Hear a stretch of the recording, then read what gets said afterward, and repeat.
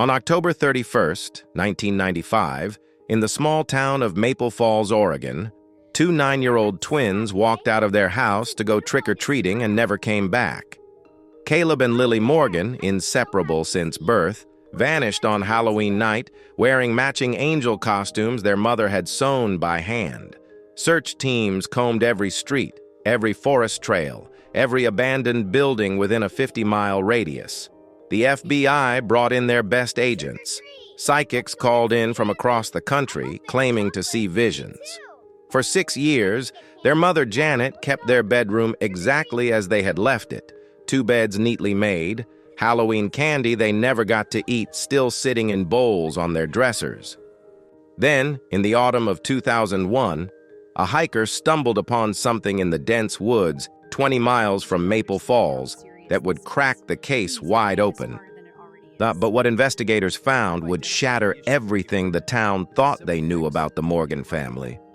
Because sometimes the monster isn't a stranger in the dark. Sometimes it's someone who tucks you in at night and tells you they love you. Maple Falls, Oregon, population 4,200, sits in the shadow of the Cascade Mountains, a town that exists in that particular American space between rural and suburban. Too small to have a Walmart, but large enough for a main street with a hardware store, a pharmacy, a diner that has been serving the same menu since 1963, and a single elementary school where everyone's children attend from kindergarten through 5th grade.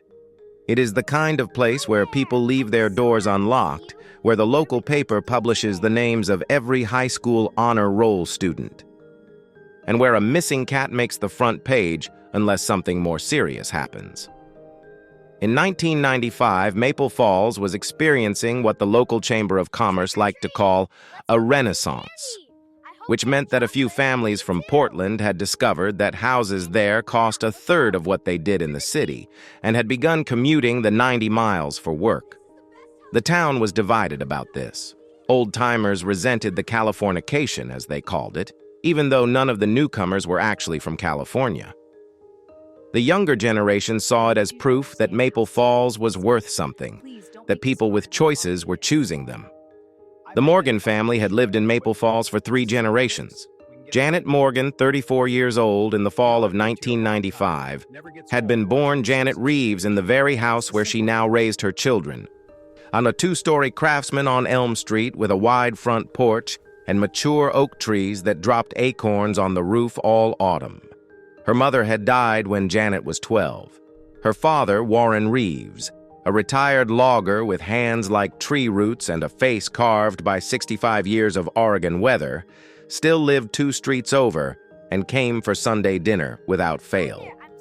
Janet had married Thomas Morgan in 1984, a marriage that had looked from the outside like the kind of stable, unremarkable union that builds the foundation of small towns.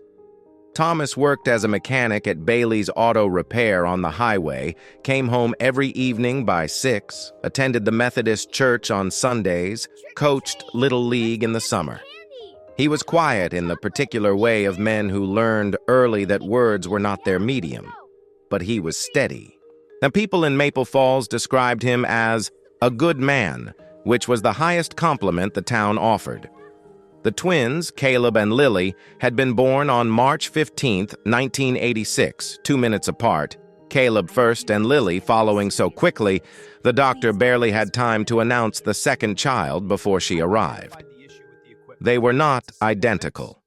Caleb had Thomas's dark brown hair and sturdy build, while Lily had Janet's lighter auburn hair and delicate frame. But they were connected in the way that twins sometimes are, finishing each other's sentences, laughing at jokes no one else understood, developing their own language of gestures and glances that excluded even their parents.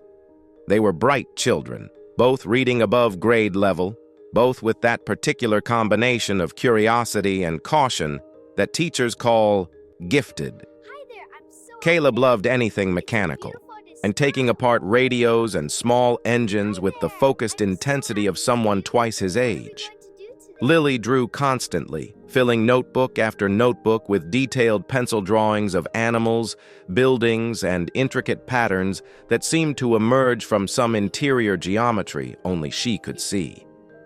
In the fall of 1995, they were in 4th grade at Maple Falls Elementary, Mrs. Henderson's class, sitting in adjacent desks by the window.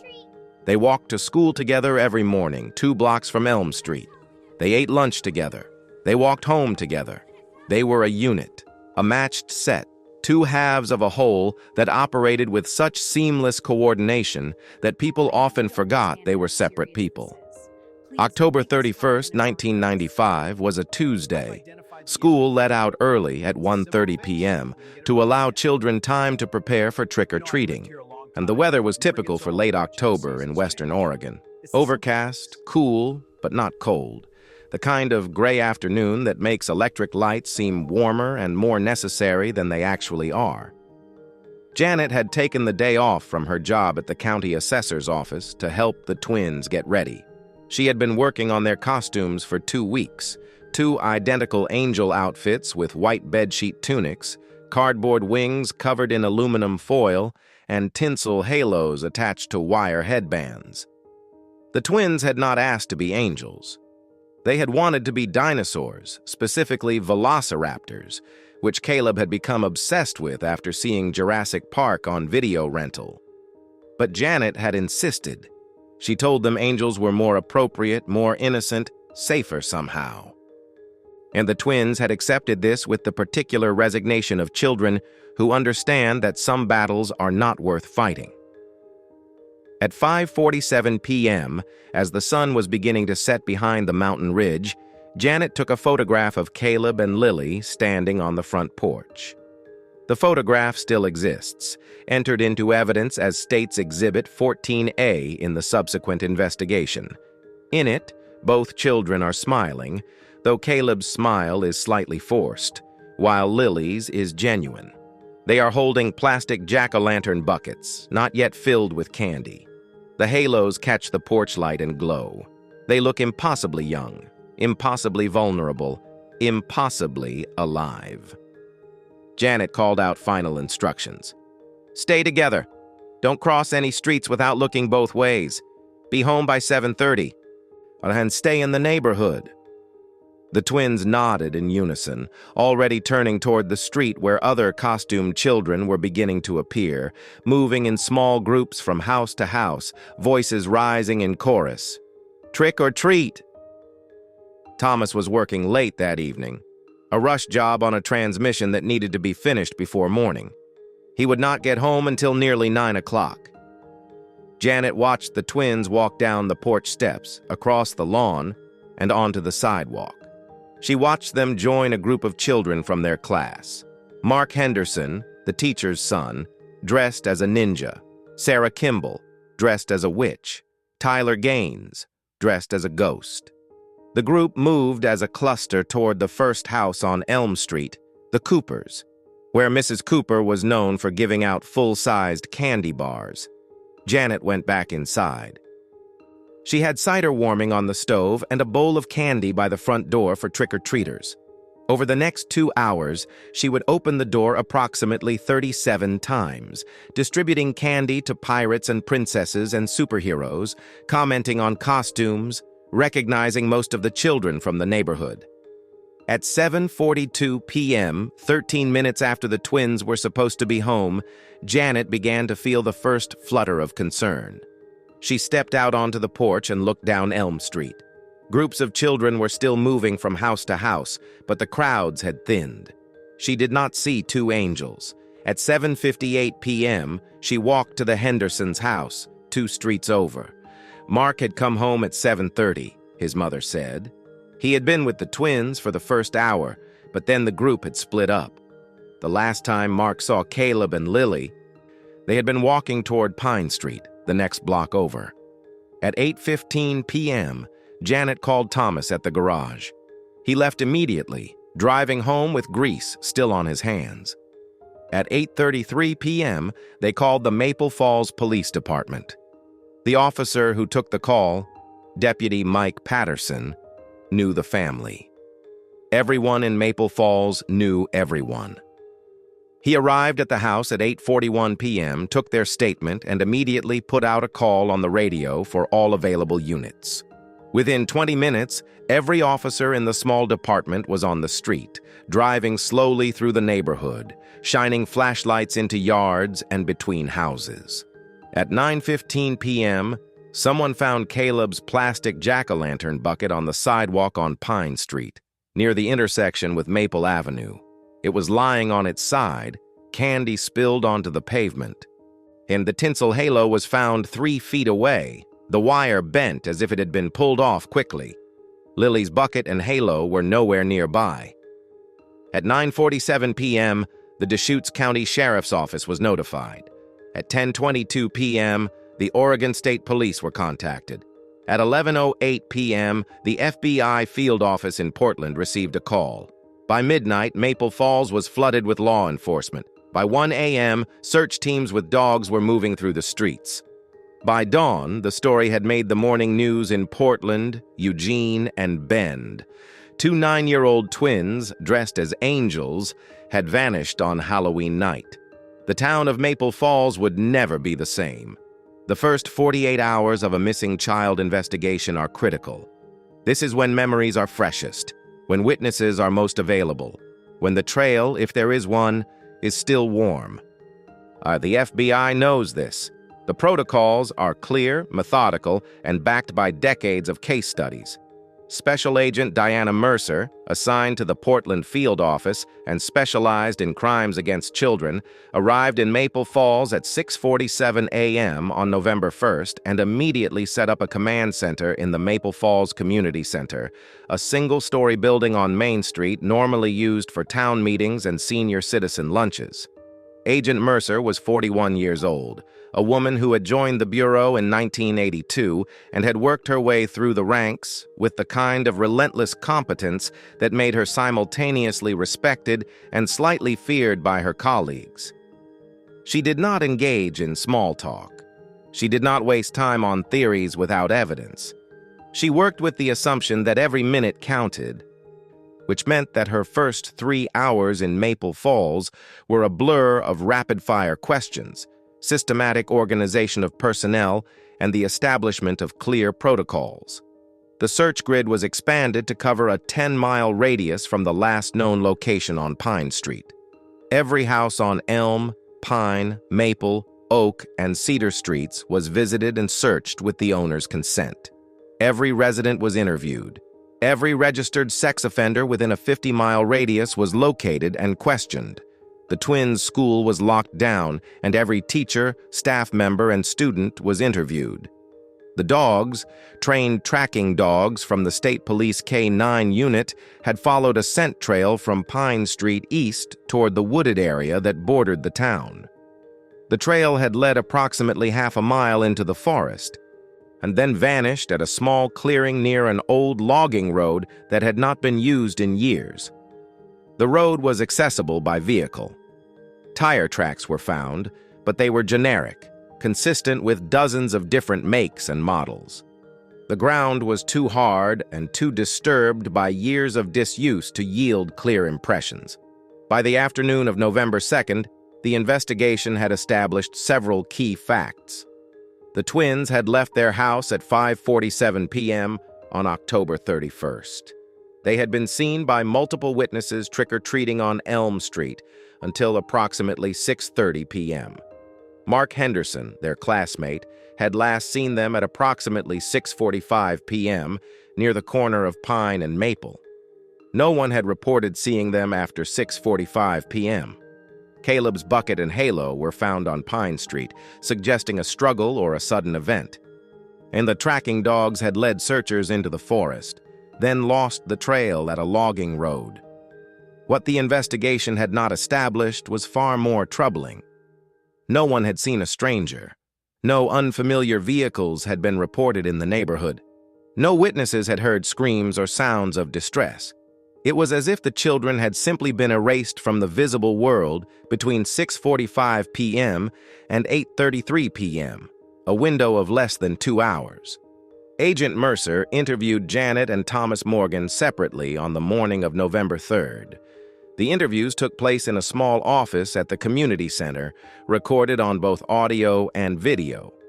Janet was exhausted, her eyes red from crying, her hands trembling as she answered questions. Thomas was quieter, more controlled, answering in short, precise sentences, and his mechanic's hands folded on the table in front of him. "Tell me about your relationship with your children," Agent Mercer said to Janet. "I love them," Janet said immediately. "They're everything. They're my whole life." "Any recent arguments? Any discipline issues?" "No. They're good kids. They listen. They do their homework. They help around the house." Janet's voice cracked. "They're good kids." "What about you, Mr. Morgan?" Mercer asked when Thomas sat across from her an hour later. "How would you describe your relationship with Caleb and Lily?" "Fine," Thomas said. "I work a lot, but when I'm home, we're fine." "Do you discipline them?" "Sometimes, if they need it." "How?" "Timeouts, grounding, normal stuff." "Ever hit them?" Thomas's jaw tightened. "No." "Never?" "I said no." Agent Mercer made a note. She had learned over the years that the word never was often less reliable than people wanted to believe. The press descended on Maple Falls like a sudden weather system. By November 4th, satellite trucks from every major network in the Pacific Northwest lined Main Street. Reporters knocked on doors, interviewed neighbors, filmed the elementary school from across the street. The story had everything the media loved: photogenic missing children, a small town, Halloween night, the complete absence of any clear explanation. Janet and Thomas gave a press conference on November 5th, standing behind a podium at the community center, flanked by Agent Mercer and the Maple Falls police chief. Janet read from a prepared statement, her voice breaking multiple times. Thomas stood silently beside her, his expression unreadable. The footage aired nationally on the evening news. "Please," Janet said, looking directly into the cameras, "if someone has Caleb and Lily, please bring them home. They're just children. They must be so scared. We love them so much. We just want them back. Please." The tip line set up by the FBI received over 400 calls in the first week. Someone had seen two children matching the twins' description at a rest stop on I-5 near Salem. Someone had seen a suspicious van parked on a side street in Maple Falls on Halloween afternoon. Someone had had a psychic vision of the children near water. Every tip was investigated, logged, and followed to its conclusion, which was almost always nowhere. Thanksgiving came and went. Janet cooked a full meal that no one ate, the table set for 4 with 2 places empty. Thomas went to work every day. I came home, sat in front of the television, and said very little. Warren Reeves, Janet's father, moved into the house to help, sleeping on the couch, making phone calls, organizing volunteer search parties that went out every weekend, walking through the forests with whistles and calling the twins' names into the trees. December arrived. The elementary school held a candlelight vigil on the front lawn. Over 300 people attended, holding candles against the winter cold, singing hymns, praying. Janet attended, standing in the front row, her face a mask of such profound grief that several reporters turned their cameras away out of something approaching decency. Christmas was unbearable. Janet put up a tree and wrapped presents for Caleb and Lily, setting them under the branches unopened. Thomas told her to take them down, as she refused. They had their first public argument on Christmas Eve, voices rising in the kitchen, Warren Reeves stepping between them before it escalated. The investigation continued through the winter. Agent Mercer returned to Portland but remained the lead investigator, driving to Maple Falls weekly to check in with the local police, to review new tips, to re-interview witnesses. She had seen cases like this before. The statistics were not encouraging. The first 48 hours had passed, then the first week, then the first month. With each passing day, the likelihood of finding the children alive diminished. But Mercer was thorough. She did not give up. She went back through every statement, every piece of evidence, every timeline. She re-interviewed the neighbors. She re-examined the tire tracks at the logging road. She expanded the search radius to 20 miles, then 30. In March of 1996, on what would have been the twins' 10th birthday, Janet held a small ceremony at the house, releasing white balloons into the gray Oregon sky. The balloons rose slowly, caught the wind, and disappeared over the mountain ridge. The press covered it. The story ran on the evening news. Then, slowly, the media moved on. Other stories, other tragedies, other missing children. Maple Falls tried to return to normal, though nothing felt normal anymore. The elementary school installed new security measures. Parents walked their children to and from school. Trick-or-treating the following Halloween was a subdued affair, most families opting for organized events at the community center rather than going door to door. The house on Elm Street, the Morgan House, became a kind of landmark, the place people pointed to and lowered their voices when they passed. The years passed. 1997, 1998, 1999. The case remained officially open, but active investigation slowed to a crawl. Agent Mercer moved on to other assignments, though she kept the Morgan file on her desk and reviewed it periodically, looking for something she might have missed. The local police followed up on occasional tips, but leads had long since dried up. Janet Morgan did not move on. She kept the twins' bedroom exactly as it had been on October 31st, 1995. The beds made, the books on the shelves, the drawings Lily had made pinned to the wall, the small engines Caleb had been working on still disassembled on his desk. She went in there every day, sitting on Caleb's bed, touching Lily's stuffed animals, talking to the empty room as if her children could hear her. Thomas stayed, but he was present only in body. He worked longer hours, came home later, spoke less. He and Janet moved through the house like ghosts, occupying the same space but no longer truly together. Warren Reeves watched his daughter unravel and did not know how to help. In September 2000, Janet filed for divorce. The papers were drawn up, signed, and finalized by December. Thomas moved out, renting a small apartment above the hardware store on Main Street. He continued working at Bailey's Auto. He attended the Methodist Church alone. He became, in the eyes of Maple Falls, a man marked by tragedy, someone to be pitied but also slightly avoided, as if grief were contagious. Janet stayed in the house on Elm Street. She quit her job at the assessor's office and began working part-time at the library, shelving books in silence. She spoke to almost no one except her father. She lived in a state of suspended animation, waiting for something that everyone else had long since accepted was never coming. And then, in October 2001, 6 years and 1 week after the twins disappeared, a hiker named David Chen, a software engineer from Portland who had driven to the Cascades for a weekend backpacking trip, found something in the woods that would change everything. David Chen had been hiking alone on an unmarked trail approximately 23 miles northeast of Maple Falls, deep in the national forest where old-growth Douglas fir and western red cedar grew so thick that the forest floor was in permanent twilight.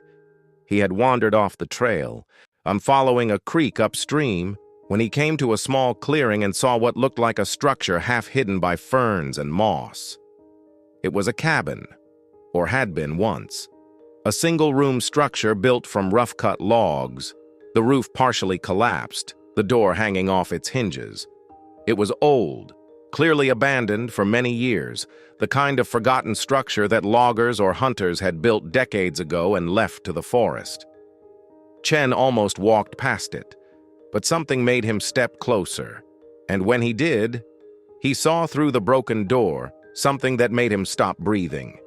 Inside the cabin were children's belongings: a pink backpack, sun-faded and mildewed, a small sneaker, a ratty stuffed bear, a child's jacket small enough for someone 9 or 10 years old, and on the floor, They partially buried in leaves and debris that had blown through the open door, a plastic jack-o'-lantern bucket with most of its orange paint weathered away. Chen backed away slowly, pulled his cell phone from his pack, and realized he had no signal. He marked the location on his GPS, took several photographs with his camera, and hiked as fast as he could back to his car. 90 minutes later, he walked into the Deschutes County Sheriff's substation in Sisters and told them what he had found. By nightfall, the site was swarming with law enforcement. Agent Diana Mercer, who had not thought about the Morgan case in over a year, received a call at her home in Portland at 8:47 p.m. She was in her car and driving south within 15 minutes. The Oregon State Police Forensic Services Division arrived at dawn on October 15, 2001. They cordoned off the cabin and a 50-yard perimeter around it with yellow crime scene tape. They photographed everything. They documented the structure, the layout, the condition of the roof and walls. They cataloged every item inside.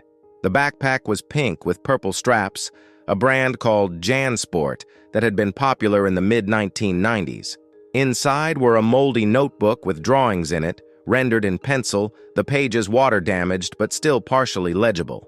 The drawings showed animals, trees, buildings. Lily Morgan's drawings, her mother would later confirm, her hand shaking as she identified the distinctive style. The jacket was a blue windbreaker, size 8 to 10, with a small tear in the left sleeve. Caleb's jacket, confirmed by the photograph Janet had taken of him wearing it just 2 weeks before Halloween. Oh, the stuffed bear was worn, its fur matted, one eye missing. Lily's bear, named Mr. Buttons, which she had carried with her everywhere since she was 3.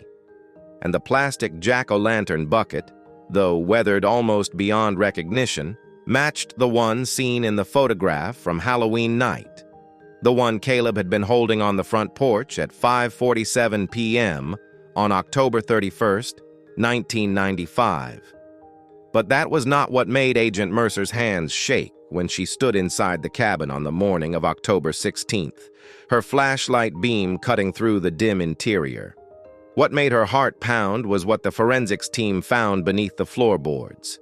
Someone had pulled up 2 of the planks, carefully, deliberately, creating a space beneath the floor approximately 3 feet wide and 4 feet long and perhaps 2 feet deep. In that space were more items. A small blanket, a plastic bottle, empty, a child's t-shirt, and bones. Small bones. Human bones. The bones of 2 children. The forensic anthropologist from the state police, Dr. Sarah Kim, worked through the day and into the night, carefully extracting each bone, photographing its position, cataloging its condition. By morning, she had enough to make a preliminary determination. 2 individuals, juvenile, approximate age at time of death, 8 to 10 years old, 1 male, 1 female. Time of death, difficult to determine precisely due to environmental exposure, but consistent with a period of 5 to 7 years prior. DNA analysis would take weeks to confirm, but everyone at the scene already knew. These were Caleb and Lily Morgan. The question was no longer whether they had been found. The question was how they had died. And who had put them there.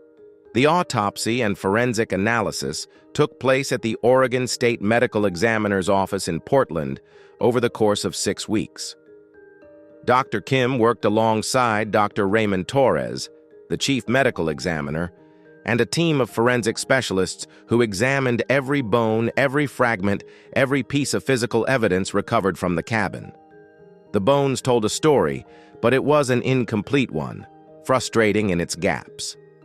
Cause of death could not be definitively determined due to the absence of soft tissue and the length of time the remains had been exposed to the elements. There was no evidence of trauma to the bones themselves, no fractures, no cuts, no blunt force indicators. This ruled out certain causes of death but left many possibilities open. Asphyxiation, poisoning, exposure, drowning if there was water nearby, any number of soft tissue injuries that would leave no mark on bone. What the forensics team could determine was more about the circumstances then the specific method. The children had been in the cabin. The distribution of their belongings and the position of the remains suggested they had been there for some time before death, possibly days. The blanket showed signs of use. The plastic bottle had contained water at some point, as indicated by mineral deposits. The T-shirt had been worn, as evidenced by skin cells recovered from the fabric. And there was something else. Something that made Agent Mercer sit down when Dr. Kim explained it to her in the cold, fluorescent-lit conference room at the medical examiner's office. The cabin had been prepared for them, not randomly abandoned and stumbled upon, but deliberately chosen and modified. The broken door had been repaired at some point, evidenced by newer nails found in the frame. The floorboards beneath which the remains were found had been cut and replaced recently relative to the cabin's age, shown by saw marks that were inconsistent with the weathering of the rest of the structure. A small camping stove, rusted but functional, had been found in the corner, suggesting someone had used it to heat food or water. Someone had brought Caleb and Lily to that cabin. Someone had kept them there. And then, at some point, they had died. The DNA results came back on November 21st, 2001, the day before Thanksgiving. The samples taken from the remains matched the DNA profile from Caleb and Lily Morgan's toothbrushes, which Janet had provided to investigators back in 1995 and which had been stored in the FBI evidence facility for 6 years. Confirmation. Official. Definitive. The twins were dead. They had been dead for approximately 6 years. Agent Mercer drove to Maple Falls on November 22nd to deliver the news in person. She sat in the living room of the house on Elm Street, the same living room where she had first interviewed Janet Morgan 6 years earlier, and told her that her children had been found, that they were gone, that they had been gone for a very long time. Janet did not cry. She sat very still, her hands folded in her lap, and said, "I knew. I think I've known for a long time, but I couldn't let myself believe it." Warren Reeves, sitting beside his daughter, put his arm around her shoulders. He was 71 years old, gray and worn. And when Agent Mercer looked at him, she saw something in his eyes that she had learned to recognize after 2 decades in law enforcement. Guilt. Not the guilt of someone who had done something wrong, but the guilt of someone who had failed to protect someone they loved. Thomas Morgan was notified separately. He received the call at work, left Bailey's auto, and drove to the cemetery on the edge of town. He sat in his truck in the parking lot for 3 hours, not moving, not crying, just sitting. When the sun went down, he drove home to his apartment above the hardware store and did not come out for 2 days. The press descended on Maple Falls again, 6 years after the first wave. The story was everywhere. Missing twins found dead after 6 years. Halloween tragedy ends in heartbreak. Oregon twins discovered in abandoned cabin. The networks ran retrospectives, showing footage from 1995, the photograph of the children in their angel costumes, the press conference with Janet pleading for their return. The narrative arc was complete. The story had an ending, but for Agent Mercer, the story was not over. The ending was not yet written, because the forensic evidence had revealed something else, something that had not been released to the press, something that kept her awake at night reviewing case files and timelines and witness statements. The children had not walked to that cabin alone. A 9-year-old child cannot navigate 23 miles through dense forest without help. Someone had taken them there. Or someone had kept them there, and the location of the cabin, combined with the timeline of the disappearance, suggested something that made Mercer's stomach tighten every time she thought about it. The person who took Caleb and Lily Morgan had known where that cabin was, had known the logging roads, had known the forest well enough to navigate it in the dark, because the children had disappeared at night, and most likely that person had been in Maple Falls on Halloween, 1995. The investigation, which had been considered closed for years, was now very much open. It was now a homicide investigation. And Agent Mercer was about to discover that the truth about what happened to Caleb and Lily Morgan was darker and closer to home than anyone in Maple Falls had ever imagined. Then Agent Mercer returned to Maple Falls in early December 2001 and set up the command center once again, this time with a different focus. The investigation was no longer about finding missing children. It was about finding who had killed them. She began by reviewing every piece of evidence from 1995, every interview, every witness statement, every tip that had come through the hotline. She cross-referenced them against what was now known about the cabin's location, the logging road access, the timeline. She built a geographic profile. The cabin was located 23 miles northeast of Maple Falls, accessible by a series of old logging roads that had been cut in the 1960s and 1970s but were no longer maintained. Someone familiar with the area could drive most of the way, then hike the final mile. Someone unfamiliar would never find it. Mercer obtained county records showing who had worked in logging operations in that area. The list was long. The timber industry had been the backbone of the local economy for decades. But when she filtered it for people who had still been in the area in 1995, the list narrowed considerably. She interviewed former loggers, asking if they knew about the cabin. Several did. It had been a hunter's shelter, they said, built sometime in the 1950s, used seasonally, and then abandoned when better roads opened up access to other areas. Most of the old-timers knew about it. Some had used it themselves decades ago. Mercer made a list of every person who might have known about the cabin's existence and would have had the knowledge to find it. Then she cross-referenced that list against everyone who had been in Maple Falls on Halloween 1995. And that was when she found the overlap. Warren Reeves, Janet Morgan's father, had worked as a logger for 43 years before retiring in 1988. He had worked the roads in that area extensively in the 1960s and 1970s. When interviewed in 1995, he had mentioned his logging background, but it had seemed irrelevant to the investigation at the time. Now it was not irrelevant. Mercer pulled Reeves's file, interviewed him again. He was cooperative, answered every question, seemed genuinely confused about why his logging history mattered. He had not been to that part of the forest in over a decade, he said. Could not say with certainty if he remembered that specific cabin, though he might have seen it once or twice in passing years ago. Mercer noted his answers, thanked him, and moved on. But she flagged his name. Put a small star next to it in her notes. Then she looked at the other adults who had been close to the investigation from the beginning: Thomas Morgan, Janet Morgan, the neighbors, the elementary school staff. She re-interviewed all of them, asking new questions based on what was now known. In January 2002, forensic analysis of the cabin revealed something new. Fingerprints. They had been found on the camping stove and on the interior door frame, places where environmental exposure had been minimal. The prints were degraded but partially usable. They were run through AFIS, the FBI's fingerprint database. No match. But then a forensic technician suggested trying to match them against the elimination prints that had been taken from family members back in 1995, a standard procedure to rule out contamination of evidence collected from the Morgan home.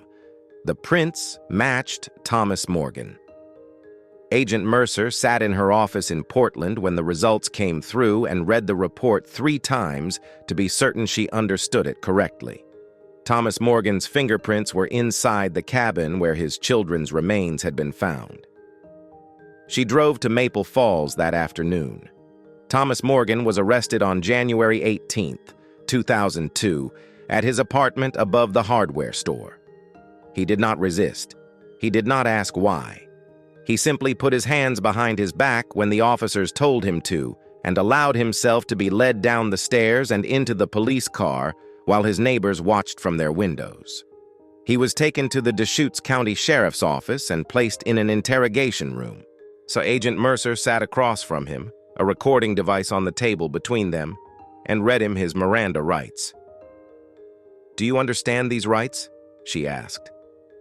"Yes," Thomas said. "Do you want a lawyer?" "No." Mercer studied him for a long moment. He looked older than his 43 years, gray at the temples, lines carved deep around his eyes and mouth. His hands, folded on the table, were the hands of someone who worked with them, scarred and calloused, the nails permanently darkened by engine grease. "Tell me about the cabin," Mercer said. Thomas was quiet for a long time. Then he said, "I've been there." "When?" "Long time ago, before the twins were born. I used to hunt. My father-in-law, Warren, he took me up there a few times in the early 80s, showed me the old logging roads. We'd spend weekends up there hunting deer and elk." "When was the last time you were there?" Another long pause. 1994, maybe, September or October. Went up alone. Didn't see anything worth shooting. Came back."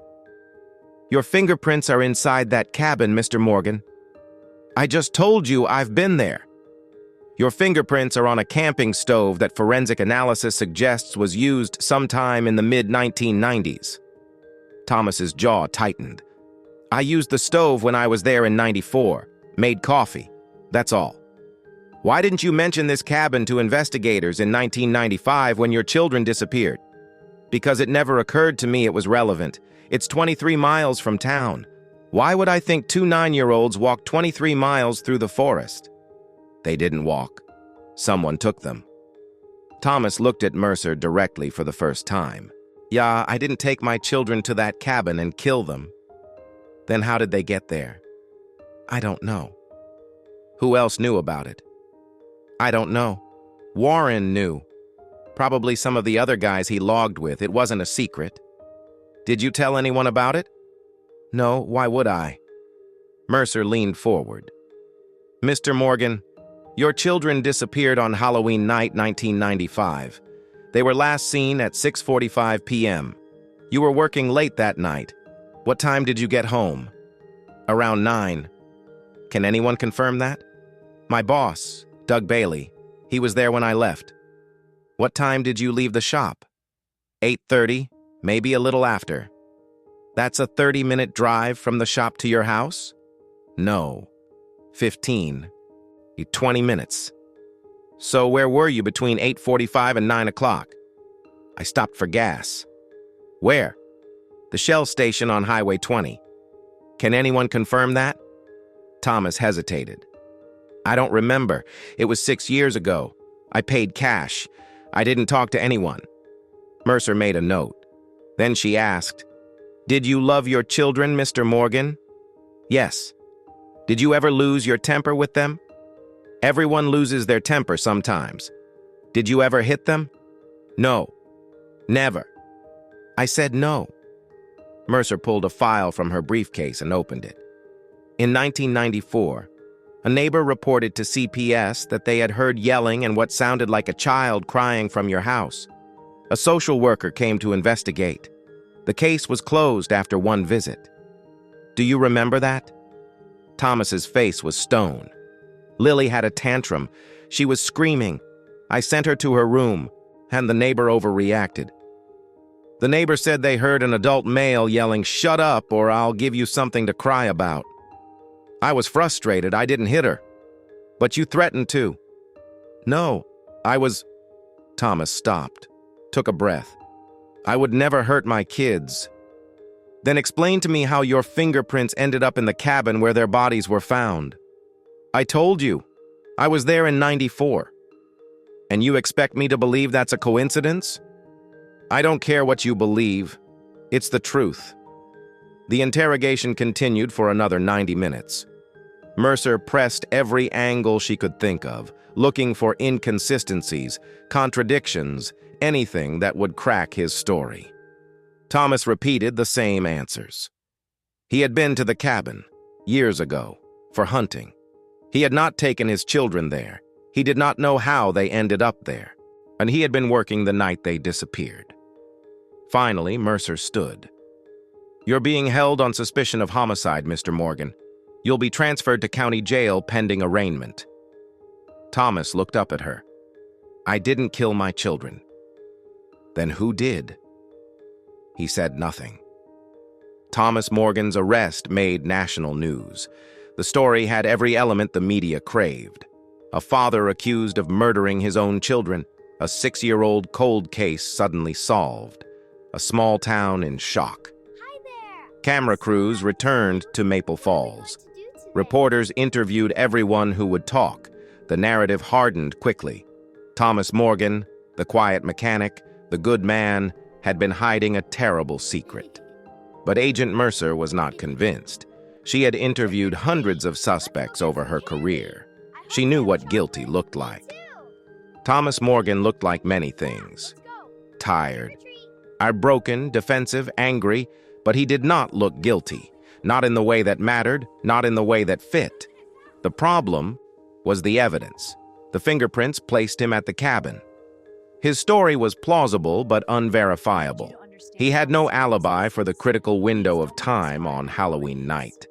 And he had a documented history, however minor, of losing his temper with his children. But none of that was proof of murder. It was circumstantial. A prosecutor could build a case on it, might even win a conviction. But Mercer had spent too long in this work to mistake a case that could be prosecuted for a case that was true. She kept digging. She re-interviewed Doug Bailey, Thomas's boss at the auto shop. Bailey confirmed that Thomas had been working late on October 31st, 1995, a transmission job that needed to be finished by morning. Bailey had left around 8 p.m. Thomas had stayed to finish up, said he would lock the shop when he left. Bailey had no reason to doubt him. Did Thomas seem normal that night? Mercer asked. Yeah, normal. Focused on the job. He always was. Did he mention his kids? Say anything about Halloween? No. We didn't really talk much. Thomas wasn't much of a talker. Mercer checked the gas station records from the Shell station on Highway 20. They had been destroyed years ago. Standard policy for businesses to purge old records. No way to confirm whether Thomas had stopped there or not. She checked the timeline again. If Thomas had left the shop at 8:30 p.m. and driven straight home, he would have arrived by 8:50 p.m. at the latest. Janet had called him at 8:15 p.m. He had left the shop immediately and arrived home around 9 p.m. That gave him a 45-minute window. Could he have abducted his children, driven them 23 miles into the forest, done something to them, and returned to the shop in time to receive Janet's call? No. The math did not work. But could he have taken them earlier, hidden them somewhere, returned to work, then moved them to the cabin later? Possibly. But that required premeditation, planning. And if Thomas had planned to kill his children, why would he have let them go trick-or-treating at all? Why not just keep them home, claim they were sick, and avoid the public spectacle entirely? The more Mercer thought about it, the less it fit. And then there was Warren Reeves. Mercer pulled his file again, looked at his timeline from Halloween 1995. He had been at home that evening, he said, alone, watching television, and no one to confirm it. He had come to the house on Elm Street around 9 p.m. after Janet had called him in distress. Reeves had been a logger for 43 years. He knew those woods. He knew the logging roads. He knew the cabin. He had, by his own admission, shown Thomas where it was, and he had been in Maple Falls on Halloween night. Mercer drove to Reeves's house on a cold morning in late January. He answered the door in his bathrobe, gray and stooped, looking every bit his 71 years. Agent Mercer, he said, come in. They sat in his small living room, the furniture worn, the walls covered with family photographs. Mercer saw pictures of Janet as a girl, pictures of Caleb and Lily as babies, pictures of Christmases and birthdays and ordinary moments that were now unbearably precious. Mr. Reeves, Mercer said carefully, I need to ask you some questions about Halloween 1995. All right. Hi there. I'm so happy. You were home alone that evening? Yes. Can anyone confirm that? No, I live alone. What time did you leave your house to go to Janet's? Around 9. She called, said the twins were missing. I drove over immediately. How long does it take to drive from here to Elm Street? 5 minutes. So you left here at 9 and arrived at 9:05? About that, yes. Mercer nodded. Mr. Reeves, when you showed Thomas the cabin years ago, did you show anyone else? Reeves frowned. What do you mean? Did you take anyone else to that cabin? Your daughter? Friends? Other loggers? No, just Thomas. It was just something we did, him and me. Father-son-in-law thing. You never mentioned it to Janet? I don't think so. Why? Mercer watched his face carefully. Because whoever took Caleb and Lily to that cabin knew where it was, and the list of people who knew is very short. Reeves's expression did not change. You think I killed my grandchildren? I think someone did, and I'm trying to figure out who. It wasn't me. Can you prove that? Can you prove it was? They sat in silence for a long moment. Then Mercer said, Is there anything you haven't told me, Mr. Reeves? Anything at all about that night? Or about the cabin? Or about your family? Reeves looked down at his hands. Old hands, scarred and liver-spotted, the hands of a man who had worked with them for 70 years. When he looked up again, his eyes were wet. I loved those children, he said quietly. They were all I had left of my wife, all I had left of anything good. And I would have died before I let anything happen to them. Mercer believed him, but belief was not evidence. She left his house and sat in her car for a long time, trying to piece together a sequence of events that made sense. Thomas had been to the cabin. Warren had shown him where it was. One of them had taken the children there. One of them was lying. Or a third possibility she had not yet fully considered, someone else had known about the cabin, someone neither Thomas nor Warren had mentioned. Someone who had been in Maple Falls on Halloween 1995 and had known exactly where to take two children so they would never be found. Mercer drove back to the community center and spread out the case files across the conference table. Every interview, every timeline, every piece of evidence. She was missing something. She could feel it. On a gap in the pattern, a piece that did not fit. And then she saw it. In the initial interviews from 1995, Janet Morgan had mentioned that the twins had wanted to be dinosaurs for Halloween, but she had insisted they be angels instead. Angels were more appropriate, she had said. More innocent. Safer. Mercer pulled Janet's file, read through her statements again, line by line, and there it was. A single sentence in the interview from November 2nd, 1995. I made their costumes myself. I wanted them to look perfect. I wanted to protect them. I wanted to protect them. Protect them from what? Mercer closed the file and sat very still. Then she picked up her phone and called the Deschutes County District Attorney's office. I need you to hold off on filing charges against Thomas Morgan, she said. Why? The DA asked. Because I think we arrested the wrong person. Agent Mercer requested a full forensic workup of the Morgan house on Elm Street, specifically the twins' bedroom, which had been left untouched since 1995. The request was granted. On February 3, 2002, a forensic team entered the house with Janet's reluctant permission and spent 2 days processing the room. They found fibers, hair samples, fingerprints, all consistent with the twins having lived there, with Janet having cleaned and maintained the room, with Warren having occasionally visited. Nothing unusual. Nothing that suggested foul play within the house itself. But they also found something else. In Lily's closet, pushed to the very back, behind a box of old toys, was a small duffel bag. Inside the bag were clothes, jeans, t-shirts, underwear, socks, all in the twin sizes. And at the bottom of the bag, wrapped in a plastic grocery sack, were two small camping sleeping bags, the kind designed for children. The clothes had been packed deliberately, neatly, as if for a trip.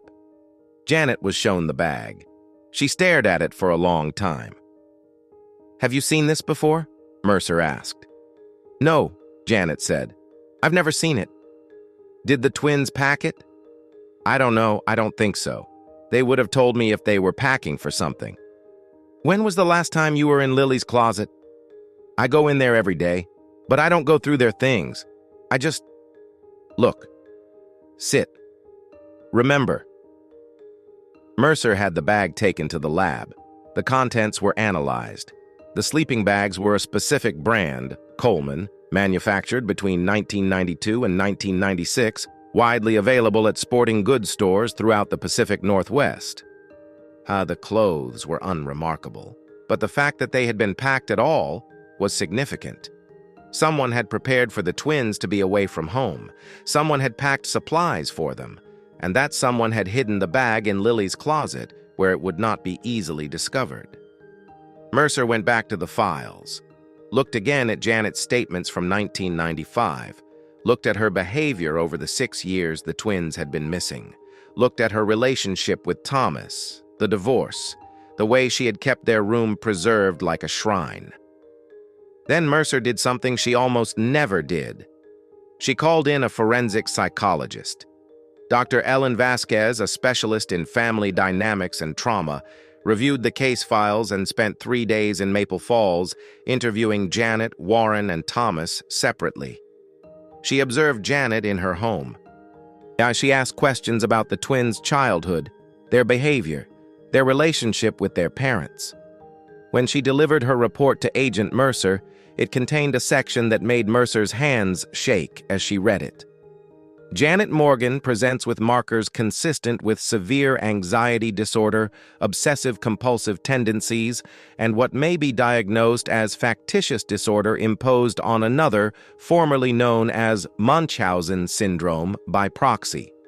While I cannot make a definitive diagnosis without more extensive evaluation, her need for control over her children, her insistence on making their Halloween costumes despite their stated preference, her maintenance of their room in an unchanged state, and her difficulty accepting their death all suggest a pathological relationship with their identity and existence.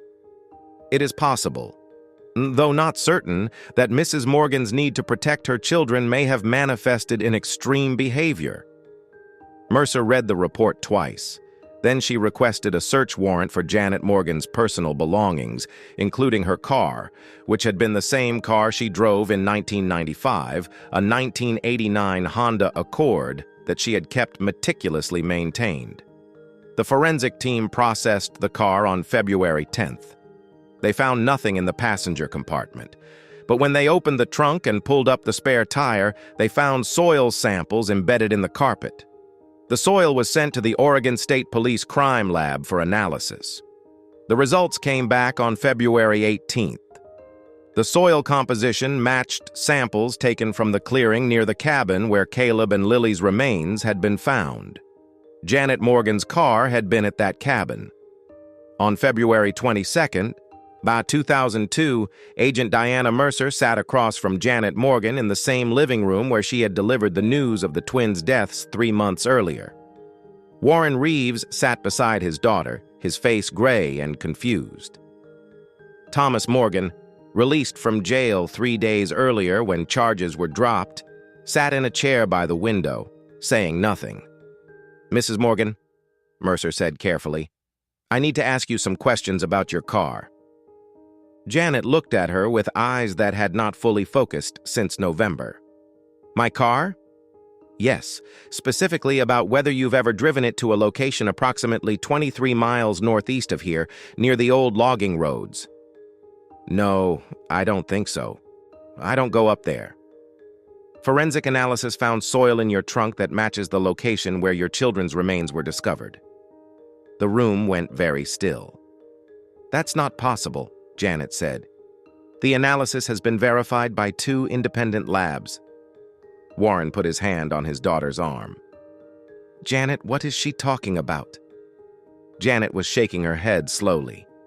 No, that's wrong. I've never been there. I didn't even know where it was until you told me. Mrs. Morgan, Mercer said, her voice gentle but firm. We also found a packed bag in Lily's closet. Clothes, sleeping bags, supplies. Someone packed that bag. Someone prepared for the twins to be away from home. I don't know anything about that. Did the twins pack it? I don't know. Did you pack it? Janet's face crumpled. I don't remember. I don't remember packing it. But I must have. Who else would have? Mercer leaned forward. Why would you pack a bag for your children and hide it in their closet? I don't know. Mrs. Morgan, I need you to think very carefully. On Halloween night, 1995, after the twins left the house to go trick-or-treating, what did you do? I stayed home. I handed out candy. Did you leave the house at any point? No.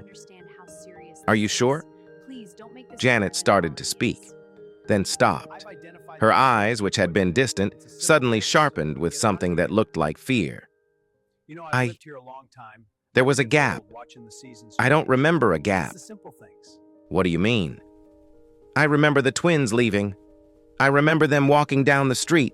Then I remember, it's blurry, like static. Then I remember calling Thomas.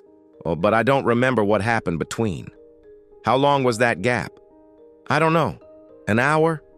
2? I thought I was handing out candy, but I don't remember specific children. I don't remember anyone's costume except the twins. Warren was staring at his daughter. Janet, what are you saying? I'm saying I don't remember. Janet's voice rose to a shout. I don't remember, and I've been trying not to think about it for 6 years because it terrifies me. Mercer kept her voice calm. What terrifies you?